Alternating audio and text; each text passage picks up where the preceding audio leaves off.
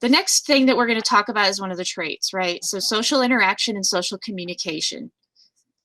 As you heard Sloan talking through how her accommodations will be helpful, and what would be more helpful for her, she's also talking about being unprepared because of the gap between the supports. And she was diagnosed later, but many students have this wealth of supports, right, from high school.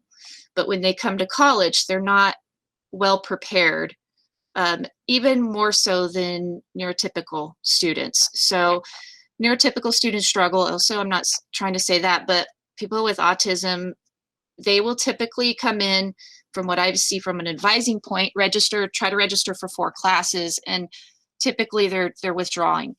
And so when I talk with somebody that discloses to me, I always tell them, make sure you're getting your accommodations, and let's make sure that we're not overwhelming ourselves, because I know you're thinking 8 classes in high school versus 4 here, and it's not the same. So let's take it a little slow, and then as you acclimate and get used to it, then we can add classes as we go along. So social interaction and social communication is one of those gaps.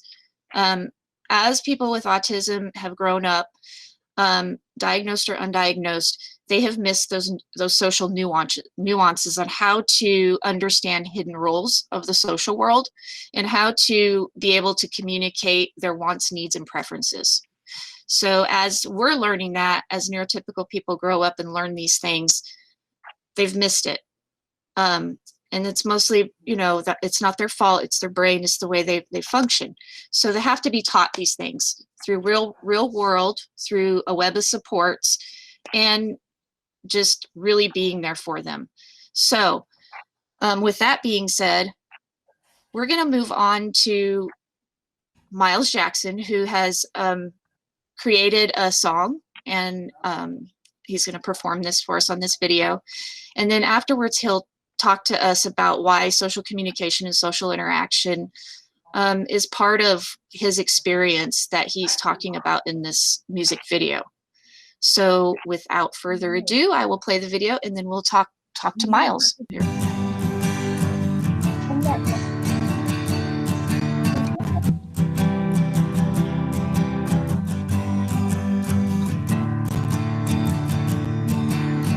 Young and happy, but very naive. The world seems super exciting.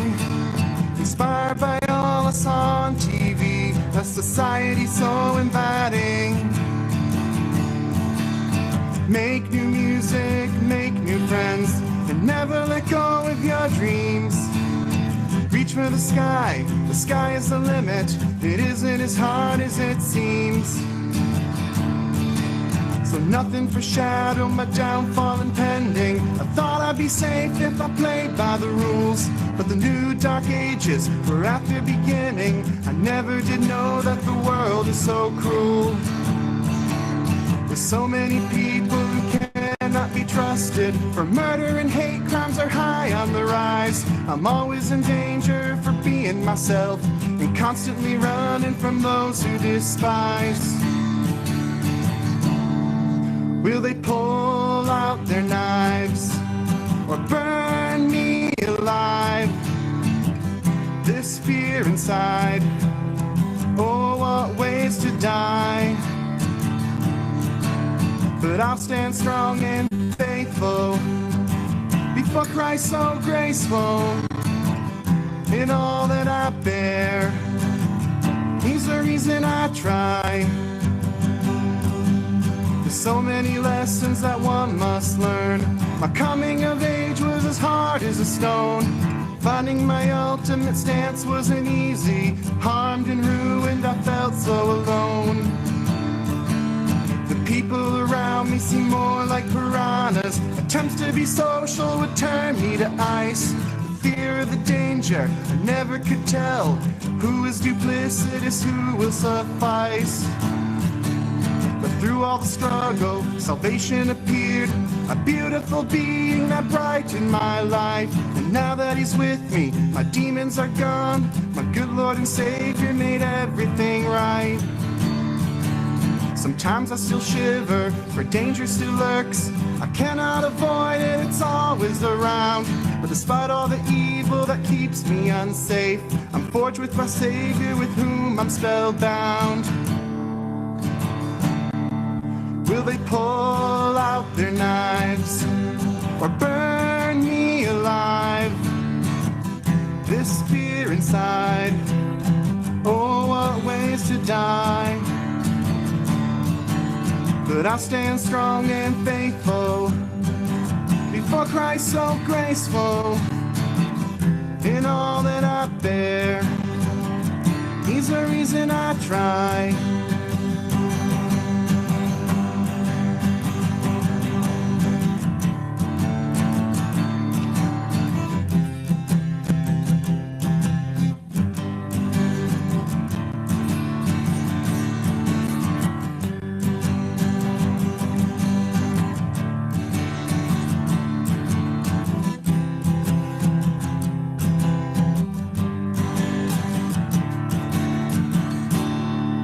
Will they pull out their knives or burn me alive? This fear inside, oh, what ways to die. But I'll stand strong and faithful before Christ so graceful. In all that I bear, He's the reason I try. Will they pull out their knives or burn me alive? This fear inside, oh, what ways to die. But I'll stand strong and faithful before Christ so graceful. In all that I bear, He's the reason I try. In all that I bear, He's the reason I try.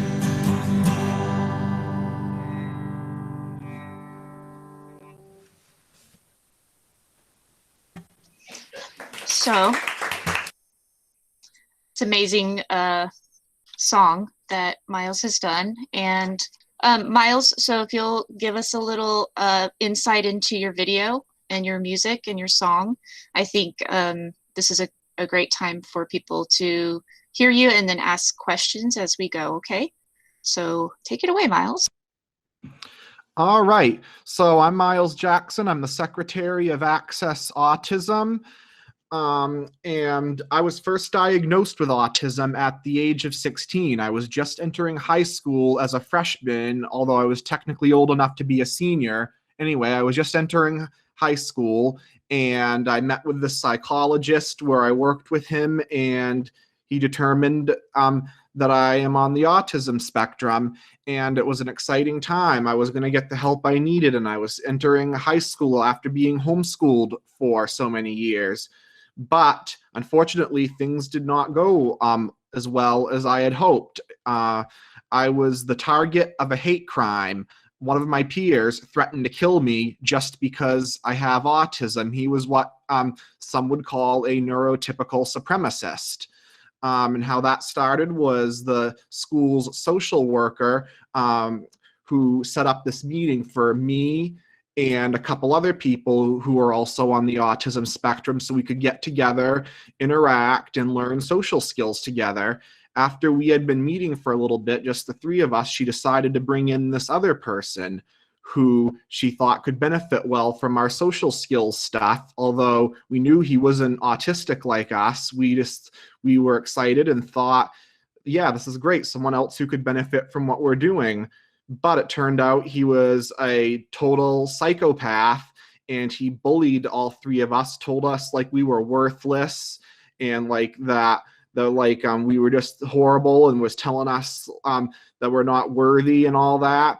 And then lucky for my two other autistic friends, they graduated a year before me, and that left me his last target, and he threatened to kill me senior year. And for the last 6 months of my high school career, I thought that I was going to be executed. And I now also have PTSD as well as autism from that experience. So that's what I based this song off of. And where in as you heard in the chorus where I said, I'll stand strong and faithful before Christ, so graceful. I brought my religious beliefs into it a little bit, and that's ultimately what keeps me going. I know that I am accepted by Christ, and I follow his example in every way I can. And it's all about just being kind to one another. And that's what really matters. So I want people to see that in me. And ultimately what I want, and I bet everyone else with autism could feel this way too. We want to be accepted in the world. And that's the importance of spreading autism awareness. We want to be seen for who we really are. We want to be accepted. Thank you, Miles, for that. And thank you for being willing to share that outward with everybody. The chances of persons with autism being bullied between the ages, I think it said 5 and 14, are extremely high. So about 4 out of 10 persons in that age gap have experienced bullying. And so this is something that people with autism face. And it's something that we just wanted to talk about and bring up because it happens, and sometimes it's happening in ways that we don't realize that it's happening. Does anybody have any questions for Miles before we move on? There's some in the chat, Samantha. Thank you. Miles, did you reach out to a teacher or parent during that horrendous time? No, I did not. I was too afraid to. I was worried of what possible repercussions could be. An example of that, like when the shooting happened in Parkland, Florida, it was right around that time when certain students tried to reach out and get help for that kind of situation. After that happened, they were getting death threats from people on the internet who didn't think they were being truthful. So I was considering those repercussions and decided to just stay silent about it. The other comment is, thank you for sharing your story, Miles. I just spent some time with my 9-year-old grandson who told me he was being bullied. So Miles, what kind of advice could you give to somebody who wants to help somebody else that's being bullied?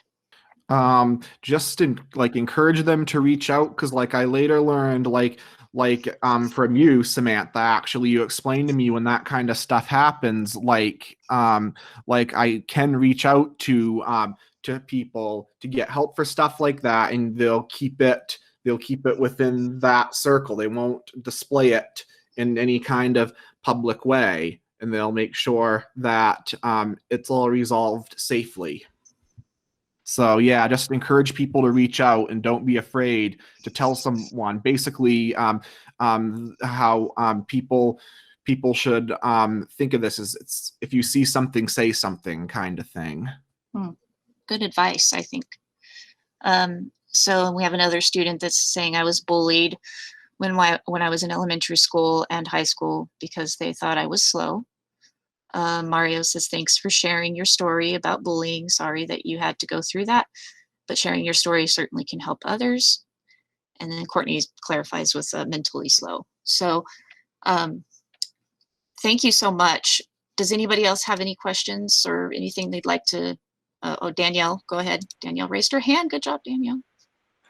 I actually relate to Miles a lot. Bullying can also happen within teachers, because I haven't experienced bullying from other kids. I actually experienced bullying from teachers when I was younger. And what are they called? The classes where they will put all the autistic kids at one spot, and the teachers in there would actually be really mean to the kids too. So bullying can happen to teachers and students. Good point. And so we have another student that says, I've experienced bullying in the workplace, and one's from a supervisor. So these are things that, one of the reasons why we're having this event too is to raise awareness that A lot of people think people with autism can't experience empathy or they're not aware, but they're very aware. And they're so aware that it turns into fear and it turns into anxiety. So helping them understand and know that they have a place to go if they're experiencing anything is going to be important. Being an ally for them will be important so that they can actually feel safe and comfortable with expressing what's going on. Keeping in mind that it might take them a little while to actually tell you or trust you, because people with autism, they go on trust. Trust is big. So this video was talking about bullying, which is a social interaction and a social communication. So Miles had fears. However, he held back from explaining those fears and communicating those fears outwards for several reasons, and we've worked through that a lot together. And those reasons can also be for somebody that they don't know how to express it, and they may display a behavior instead. So if something's happening, a behavior might occur. And later on, we'll talk about how behavior is a form of communication. So moving on, up next is Rusty Daniels. Rusty is also one of our animation graduates from the spring of 2020. And this is a little hard to see, but Rusty's going to walk you through it to let you know what it's about. And it's about a social interaction between him and another student and what that experience is like for him. So take it away, Rusty. All right, thank you, Samantha. All right, so it's in scene 1, we fade into two empty seats in a campus cafeteria. Lloyd sits in the right chair, watches YouTube on his phone, and eats his lunch. Scene 2, nobody's bothering him. And let's see, scene 3, not realizing it, another student named Cher sits next to Lloyd and eats her lunch. She said hi to Lloyd. Scene 4, Lloyd is startled. So he takes off his earbuds to see who said hi to him. He sees Cheryl and says hi back. Scene 5, Cheryl, how are you? Okay. Scene 6, Lloyd, so nervous. Oh, I'm good. How are you? Scene 7, I'm doing great. Scene 8, Lloyd, so nervous. Well, that's good. See, Cheryl goes back to eating lunch while Lloyd thinks about how to talk to Cheryl. Let's see. 10 seconds later, Lloyd has thought something. My name is Lloyd. Cheryl to Lloyd. My name is Cheryl. It's nice to meet you. Lloyd, it's nice to meet you too. Both shake hands. Lloyd then turns back. In scene 9, he thinks about what to ask Cheryl while eating his lunch. He's got something again. Lloyd to Cheryl. So Cheryl, what are you majoring in? Cheryl, marine biology. How about you? Lloyd, that's great. Let's see. I'm studying to be a game designer. What? Cheryl. Ooh, that's awesome. What games do you like to play? Lloyd, I would say sandbox adventure games. Cheryl, no, that thing violent? Lloyd, no, nope, nothing violent. Yeah, Cheryl. Huh. Well, I'm going to head out now. It was nice meeting you, Lloyd. Cheryl. Lloyd, you too, Cheryl. I'll remember to be more prepared next time I talk to you. Cheryl, why you say that? Lloyd, because I have ASD, which is short for Autism Spectrum Disorder. Cheryl, you poor soul. I know how it feels. Lloyd, really? Cheryl, yeah. Well, see ya. Cheryl leaves. Lloyd, bye. Waves his right hand. Lloyd puts his earbuds back in and turns to watching YouTube video. Watching each on his phone and eats his lunch. Fade out. So can you explain to us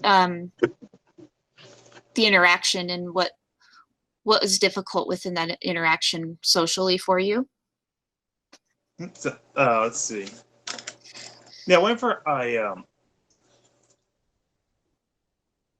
talk to people, I have trouble thinking about what I want to say. What else is difficult? Oh, like keeping a conversation. Yeah, the ping pong technique. Mm-hmm. So what Rusty's talking about is we discuss social skills and social communication within our group and sometimes individually with students.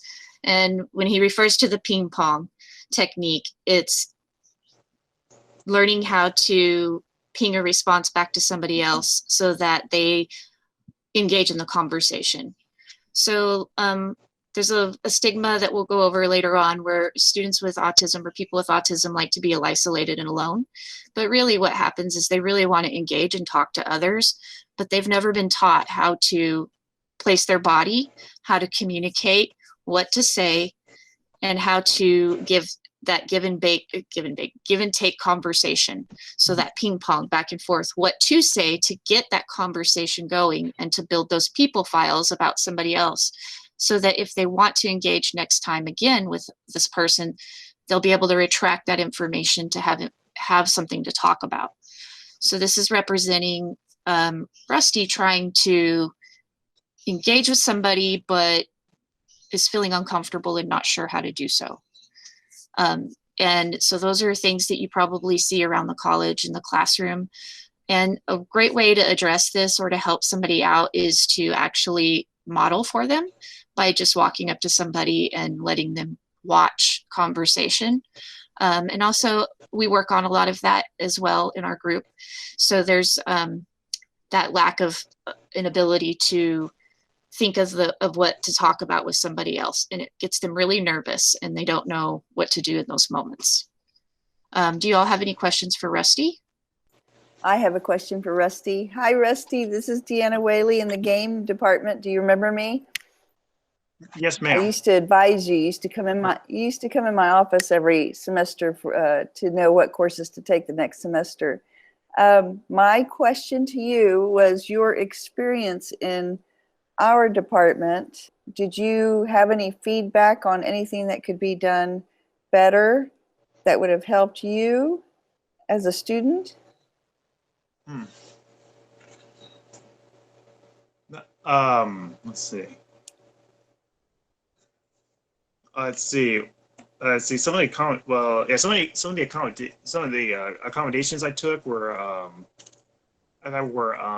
was it like with note taking and extra time. Okay. And did you get those accommodations? Let's see. Mainly for like my non-animation classes. Uh-huh. No, for animation classes, they were like rather let's see, they're like kind of optional. Uh-huh. Yeah, really useful. Were you able to utilize any tutors to help you In in 2D animation? no, no, ma'am. No. Okay. I never had any tutors. And so let me help clarify for Rusty a little bit. So Rusty, what he is asking you is, was there anything that they could have done better to help you be more successful in your classrooms, in the classroom? Oh, let's see. Well, let's see, for 2D animation, I would like I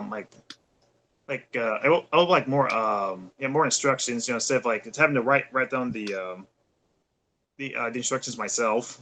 Okay, More note taking. Yeah, with like instructions and notes printed out instead of like having me or someone else write them. So I think he's talking about kind of what Sloan was addressing earlier, was that having those notes ahead of time, or the PowerPoint for the professor ahead of time, And being able to take a highlighter and follow along is much easier and is more helpful than, so something that happens with autistic brain is, I had a student describe it to me. I've been doing this with students for 15 or so more years, right? And so the student told me, I was observing him and watching him, and I was very curious. And I said, Josh, why does this take you so long to respond? And this was in another state and everything. And I said, I really want to know because I'm trying to learn about you. And it used to take him about 1.5 to 2 minutes to actually respond. So he told me something that has stuck with me my whole life with working with people. And that was that first they have to get it in through here in the ear. Then it has to go to here, first part of the brains, move to the second, move to the third, move to the fourth, and then come out. And that takes a ton of work for them to actually process through. And it's even harder when it comes down to note taking and looking up and down on the boards. It's taking a ton of work for that brain. Remember, it's a neurological disability. So it's taking them so much longer to get that information and to get that motor movement going, or to process that information, to process it through and to respond. So having visual, auditorial, and written is a great way to help students out. And that might seem like a lot, but it's very simple. Displaying things up on the board behind the professors, helpful at the beginning of the class, maybe have that process or whatever written out for the student to follow along with. Does that help? And also, I might add, because I took a class from one of our own instructors a few years ago, and not being an animator in any way, I just wanted to learn the software. The instructor went fast, and so I would never speak up because I thought, oh, well, everybody else in this class is already, talented animator, so I'm not going to say anything. I'm going to slow down the class. And then I would go home completely lost. I'd get on lynda.com and go over the same lesson and try to teach myself. And then bringing that up to the instructor like a couple of years later, and I said, I never spoke up in your class, but I always had to go home directly and Google it and teach myself because you went too fast. He said, why didn't you say anything? I said, because everybody else in the class knew what you were saying and I didn't get it. And he said, you need to speak up. Stop the class and speak up if you don't get something. And I thought, you're right. I'm paying your salary. I should have spoken up. My tuition has helped paying your salary. I should get what I need out of the class. So don't forget to speak up and ask questions. I was that same person. I didn't want to speak up and get all the attention looked at me like, oh God, she's slowing down the class. But then I thought, you know what? I got to get my dollars amount out of this class. I need to speak up and ask the right questions. So we see that happen a lot. We work a lot with the students. I work a lot, and so do our peers, on advocating, right? I had the pleasure of during my master's program, I had a math professor allow me to sit in and observe a student who also allowed me to do the same thing. I got permission ahead of time, and it was really impactful. And I wish I could have done this at the beginning of the semester with the student and this professor, because it would have made the difference between the student passing the course and not passing the course. And it was very simple techniques that the professor adjusted. And those techniques were give an instruction and pause. Just pause for a couple seconds. When you call in the whole class, the student is usually 1 to 2 steps back from processing that information. So giving them that little gift of time where they can actually respond is helpful. Calling on them intentionally and saying, I want to know this. I'll give you a couple seconds and I'll come back to you. When the professor rotated around the room, instead of guessing or trying to understand what was going on with the student, we talked about give them 1 to 2 step instruction and let them know, hey, I'm going to give you some time to work on this and I'll be right back around. Within one class period on my next observation, that student started raising their hand and engaging in the class. A lot more was speaking up and felt like they were part of that class. So I feel that the things that we're talking about that are additional supports in addition to their SAS accommodations aren't necessarily accommodations. They're more of offering those little techniques to support the student for their learning differences. And I hope that that makes sense. Okay. Thank you, Samantha. You're welcome. All right, so then the next student we have is, and we're gonna take a break here in just a little bit. So y'all sit tight, you're doing great. Thank you so much. So happy you're here. So we're gonna look at Courtney Reynolds' art, and he will explain to us what is going on in his world here in his piece of art. And go ahead, Rusty. Okay, so this drawing represents the difficulties that I experienced in my 2D animation classes before the pandemic. I was having a difficult time trying to develop my social skills. So in most of my 2D animation classes, I felt like an outcast because I thought the other students were more talented than me as far as drawing and animating, because I wasn't cool enough to hang out with them, or that I was weird. Sometimes I would go to the student life lounge in between classes because that is the only time I get to interact with others and feel accepted. Now, usually when some of the other students are having a conversation about animated movies, I would try to get in the conversation, but I'm hesitant because I'm not sure how they will react to my question. And that's all I have. Thank you, Courtney. Go ahead. Yeah, I was worried that y'all wouldn't hear because it was real silent. Oh, everybody's just listening to you. Thank you very much for sharing. So what Courtney and I have discussed about his image is isolation. Isolation because we don't know how to engage. We don't know, to the group of people on the right, how to walk up to that conversation, engage in that conversation without being awkward, right? Or to the person on the left, how could I go over there and talk to this person on the left, or even the people behind Courtney in this image? So social interaction, social communication, trying to understand, you know, a lot of times it's like they should be talking to me because they don't have the awareness that, no, you could actually engage with the conversation and you can actually talk. And they're like, well, I've done that and it's not gone well. Well, why hasn't it gone well? Well, because I walked up there and I monopolized the conversation, right? So there's some things that we need to teach, and this can happen naturally. It can happen in the classroom just directly. Monopolying conversation or interruptions from a student can be handled in a couple of ways, and through a universal language called hand cues, right? We all use them. If I have a student who's monopolizing a conversation, sometimes it's best to just talk to them about this. I need you to give me a second, or stop talking, right? And that usually redirects the student.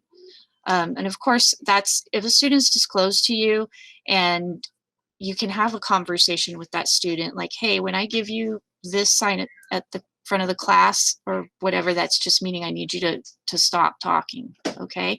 Or I'm giving you 2 follow-up comments, 1, 2, right? Now, engaging with their peers, observing their world, understanding levels of friendship, and how to develop those skills is something that needs to be learned.